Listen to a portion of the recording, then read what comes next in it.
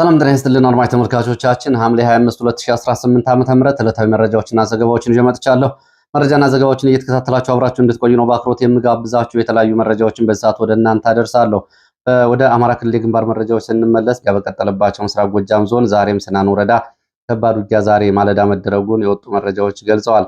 በአካባቢው ምስራቅ ጎጃም ዞን ስናን ወረዳ እና በተለይ ጫቢ ተብሎ በሚጠራና ነብሮ ገደል ተብሎ በሚጠሩ አካባቢዎች ዛሬ ከሌሊቱ 10 ሰዓት ጀምሮ እስከ ንጋት ድረስ ውጊያ ነበር ተብሏል። የውጊያው መነሻ በመከላከያ አድማ ብተናና ሚሊሻ የተውጣጣ ኃይል ከስናን ወረዳ ቢቡይ ከተማና ከአካባቢው በሌሊት በመንቀሳቀስ የፋኖ ቀጠናዎችን ከበባ ውስጥ ለማስገባት ጥቃት መክፈቱን ተከትሎ ከፋኖ በኩል በተሰጠ የአጸፋ ምላሽ ነው ፋኖ ከበባውን ሰብሮ ለመውጣት ከፍተኛ ፍልሚያ ማድረጉን የገለጹት የመረጃ ምንጮች በውጊያው እየደረሰው ዝርዝር የሰው እና የመሳሪያ ጉዳት እስካሁን በውል አልታወቀም። ይህንን እንግዲህ በተመለከተ ሰሞኑንም በመርጦ ለማርያም ሰኞ ገበያ ዲቦ ተብሎ በሚጠራ ግንደወይን አቅራቢያ በሶስት የሚሊሻ ካምፖች ላይ ፋኖ በተከታታይ በፈጸማቸው ጥቃቶች ከፍተኛ ጉዳት መድረሱ ይታወቃል።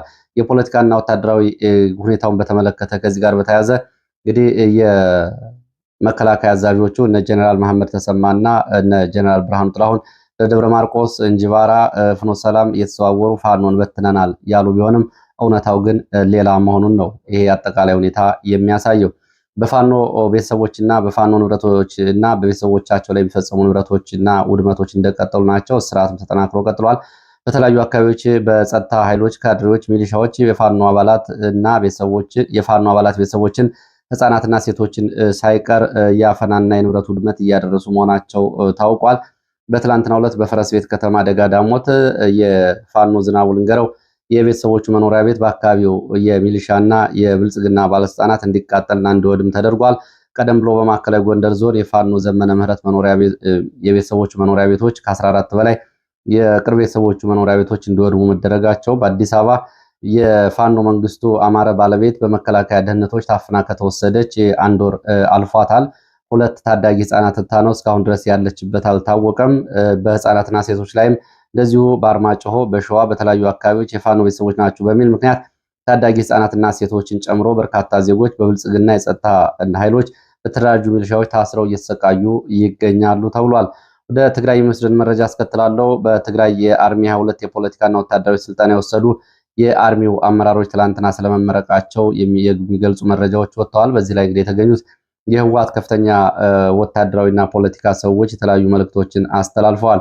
ሁለተኛ ዙር ስልጠና አርሚ 22 እንዳደረገ የሚገልጹት መረጃዎች በምረቃ ስነስርዓቱ ላይ የተገኙት የፖለቲካና ወታደራዊ አመራሮች የትግራይን ህዝብ ሁሉናና የራስን ዕድል በራስ የመወሰን መብት ለማረጋገጥ ብቸኛ አማራጩ መክቶ ማሸነፍ መሆኑን ለሰልጣኝ ታጣቂዎቹ መልእክት አስተላልፈዋል። በፕሮፓጋንዳዎቹና በትልልቅ ቁጥሮችን በማቅረብ የሚታወቀው በ2013 በነበረው ጦርነት የህወሓት ቃል አቀባይ የነበረው ገብረ ጻዲቅ ወይም ደግሞ ገብረ አዴት የትግራይ ሰራዊት የሰው ሀብት አስተዳደር ሆኖ አሁን እየሰራ የሚገኘው ብቸኛው አማራጫችን መክቶ ማሸነፍ እንደሆነ ልታውቁት ይገባል የሚል መልእክት አስተላልፏል። የትግራይ ህዝብና ሰራዊት የጠላት ፕሮፓጋንዳ በመመከት በአሁኑ ወቅት ከተቀናቃኞቹ የተሻለ ዝግጁነትና ብቃት ላይ ይገኛል ሲልም እንደዚሁ ገልጿል። በተመሳሳይ የአርሚው አዛዥ ገብረ እግዚአብሔር ገብረ ሰላማ በአርሚ 22 ብሔራዊ የአርሚ 22 አባላት ምከታውን በተመለከተ ድርሻውን እንደሚወጣና ከዚህ ጋር በተያያዘ የሚሰጠውን ተልዕኮ እንደሚፈጽም እንደዚሁ መልእክት አስተላልፈዋል። እንዲሁም የህወሓት ማዕከላዊ ኮሚቴ አባልና የመለስ አካዳሚ ዳይሬክተር በትግራይ አሁንም በህልውና አደጋ ላይ እንደምትገኝ ገልጾ የራስን ዕድል በራስ መወሰን መብቷን ለማረጋገጥ ሰራዊቱ ጠንካራ መመከት ያስፈልገዋል ብለዋል። እንግዲህ ያው መልእክቶችን እያስተላልፉ ያሉት የህወሓት ወታደራዊና የፖለቲካ ሰዎች ትግራይን እንዴት እንደምትገነጠልና አሁን እየተደረገ ያለው ዝግጅት ራስን በራስ የማስተዳደርና የመወሰን ጉዳይ ነው። ትግራይን ለመገንጠል እንግዲህ ቀጥታ ነው እያስተላልፉ ያሉ መልእክቶቻቸውን። እንዲሁም ደግሞ የመቀሌ ከተማ ከንቲባ ረዳይ ፍስሐ እና የመቀሌ ከተማ ሰላምና ጸጥታ ኃላፊ ነው ረዳይ ፍስሐ በትግራይ በኩል ለሰላም ሲባል ሁሉንም አማራጮች ለመጠቀም ጥረት ቢደረግም ተቀባይነት በማጣቱ መክቶ ለማሸነፍ ዝግጅታችን አጠናቀናል ብሏል። ይህ በእንዲህ እንዳለ በራያ ግንባር ያለውን ወታደራዊ ሁኔታ በተመለከተ መረጃዎችን ወደ እናንተ ላድርስ። በራያ ግንባር ያለው ወታደራዊ ውጥረት በከፍተኛ ደረጃ እንደቀጠለ የሚገኝ ሲሆን ህወሓት በቅርቡ የሁለተኛ ዙር ስልጠና ያጠናቀቁ የአርሚ 15 እና የአርሚ 22 አባላትን ወደዚህ ቀጠና ለማስገባት ሰፊ እንቅስቃሴ እቅድ እንዳለው እንግዲህ ከፊሎቹን ማለት ነው መረጃዎች ገልጸዋል። የወጣቶች አፈናና እንግልት ባለማጣ፣ ራያ ዋጃ፣ ራያ ጥሙጋ ተጠናክሮ ቀጥሏል። በራያ ባላና ራያ ጨርጨር አካባቢዎች ወጣቶች አፈና ከፍተኛ ሁኔታ ተጠናክሮ ቀጥሏል። በዚህ የአማራ ማንነት ጥያቄ ታነሳላችሁ በሚል ምክንያት ቤት ለቤት እየገቡ በርካታ ሰዎች የህወሓት ታጣቂዎች አፍነው ወስደዋል።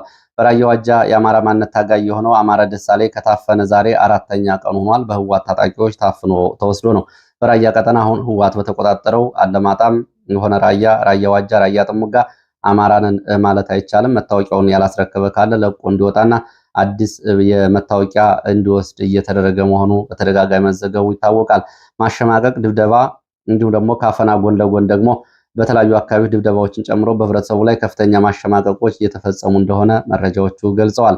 ግንባር ካለው ወታደራዊ አቅርቦትና እንቅስቃሴ ጋር በተያያዘ በራያ እና አፋር አጎራባች አቅጣጫዎች አዳዲስ ወታደራዊ ስምሪቶችና እንቅስቃሴዎች የተደረጉ መሆናቸው መረጃዎች ገልጸዋል። በራያ ቆቦ ደጋማ አካባቢ ማለትም ከሰሜን ወሎ ደጋማው አካባቢ ሙጃና ግዳን ወደ ጮቢበር ራያ ቆቦ የሚወስዱ የተኩለሽ ቀጠናዎች ሙሉ በሙሉ እንዲዘጉ ትዕዛዝ ስለመሰጠቱ ይህንን ተከትሎ በርካታ የመከላከያ ኃይል ወደ ተኩለሽና አካባቢው ስምሪት ስለመውሰዱና ሰፊ እንቅስቃሴ የተደረገ ስለመሆኑ ትላንትና በዚሁ አካባቢ በአማያና በአካባቢው የመድፍ ድብደባ እንደነበር እንዲሁም ደግሞ በራያ አዘቦና ወደ ዞብል አፋር አቅጣጫ ራያ ዋጅራት በሚወስዱ መስመሮች ደግሞ የራያ ሚሊሻዎች በመከላከያ ዩኒፎርም ከነጌታቸው ረዳ የሐራ መሬት ታጣቂዎች ጋር በመሆን በጋራ እንዲሰማሩ ትዕዛዝ ስለመተላለፉ መረጃዎች ገልጸዋል። የዚህ ከዞብል ወደ አፋር እስከ ሐራ፣ ጭፍራ፣ አባላ፣ አዋ፣ ከለዋ ድረስ በአፋርና በራያ ዋጅራት እንዲሁም ደግሞ በሐራ በኩል ያለው እንቅስቃሴ በርካታ የራያ የማንነት ጥያቄ የሚያቀነቅኑ ሰዎችን ስምሪቱ አስቆጥቷል።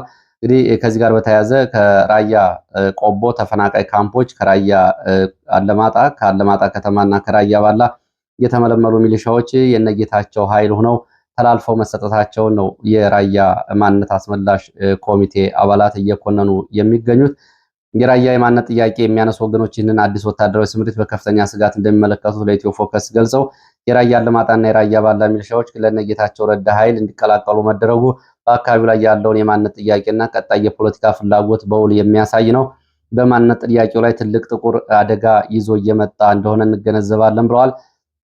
ይህን እርምጃ እንግዲህ አካባቢ ሙሉ በኃይል ዘመቻ ወታደራዊ ግዳጅ ስምሪት ለእናቶ ጌታቸው ተላልፎ መሰጠቱ አብይ አህመድ በአዲስ አበባ ከነጌታቸው ጋር ያለውን የፖለቲካ ሚዛን ለማስጠበቅና ለማጠናከር እያደረገ ያለው ነው። ከዚህ ጋር በተያያዘም እንደዚሁ በትግራይ ባለው ወታደራዊ እንቅስቃሴና ፖለቲካ ውጥረት ዙሪያ በሁለቱ ተቃራኒ ትግራይ ካለው ፖለቲካዊ ወታደራዊ እንቅስቃሴ ጋር በፖለቲካ ውጥረት ዙሪያ በሁለቱ ተቃራኒ ቡድኖች በኩል በፍጥነት ውጊያውን ለመጨረስ ያለመ ስትራቴጂካዊ የጦርነት እቅድ መዘጋጀቱን የሚያመላክቱ መረጃዎች ወጥተዋል።